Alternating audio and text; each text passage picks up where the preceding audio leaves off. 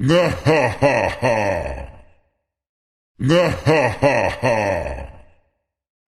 the early life of the wretched beast called Woodrow Wilson.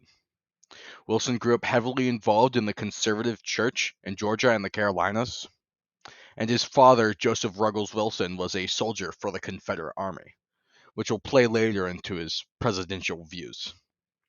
Wilson also did not learn to read until he was 10, which is kind of funny, and Wilson cheated on his wife Ellen, and when she died, remarried a year later.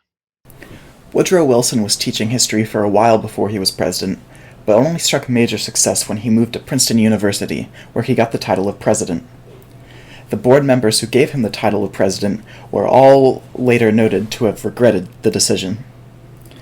In his teachings at Princeton, before and during he was president, propagated lost cause revisionism and racist progressivism in his teachings, which reformatted the Civil War history in a more racist manner that said that the South was not involved in slavery and they were just doing what was best for the slaves. Wilson, while president, instituted many unwanted reforms to the university by firing every single teacher without a degree.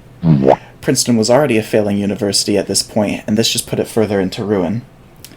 Wilson also attempted to eliminate eating clubs among the students, and tried to make undergraduates and postgraduates sleep in the dorm rooms, which was greatly protested by all of the students and faculty. Wilson suffered a stroke before he had forced those reforms. Wilson's presidency was often protested by the students and board of directors, who he had constant feuds with. Wilson went straight to the press during these feuds and got them on his side, altering how history was viewed in the public. Wilson strongly believed that all great orators should hold all positions of power, and of course, he believed himself to be one of those, and thought he deserved to be president.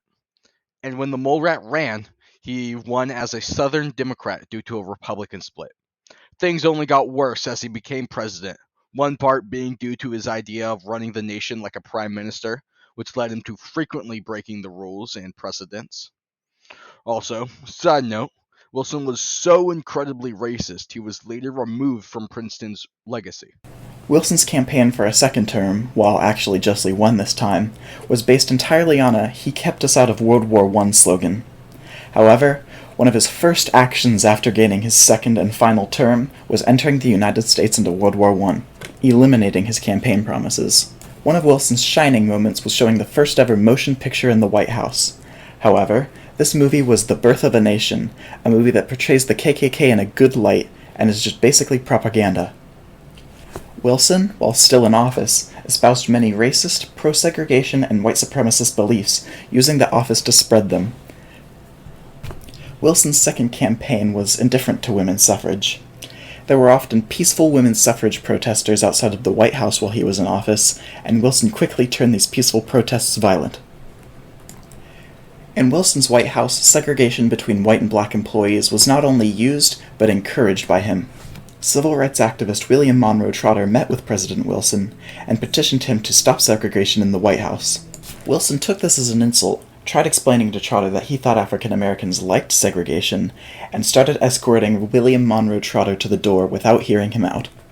Wilson is one of the major historical propagators of unnecessary United States interventionism, with his entry into the First World War and his overthrow of Mexican dictator Victoriano Huerta.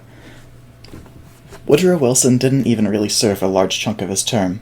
In 1919, he suffered another large stroke, leaving him basically paralyzed and helpless. This led to his second wife Edith effectively doing all of the work for him until the end of his second term. Many people jokingly refer to her as the first female president. Wilson's 14 points, while they sound noble, were never really intended to be acted on. They were a set of ideals that Wilson was unable and unwilling to compromise on, showing that Wilson didn't really care about world peace after all.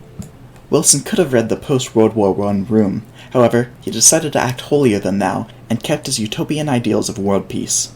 Our prop is a diorama of a recreation of the movie theater in which Woodrow Wilson watched The Birth of a Nation. He tragically died March 4th, 1913.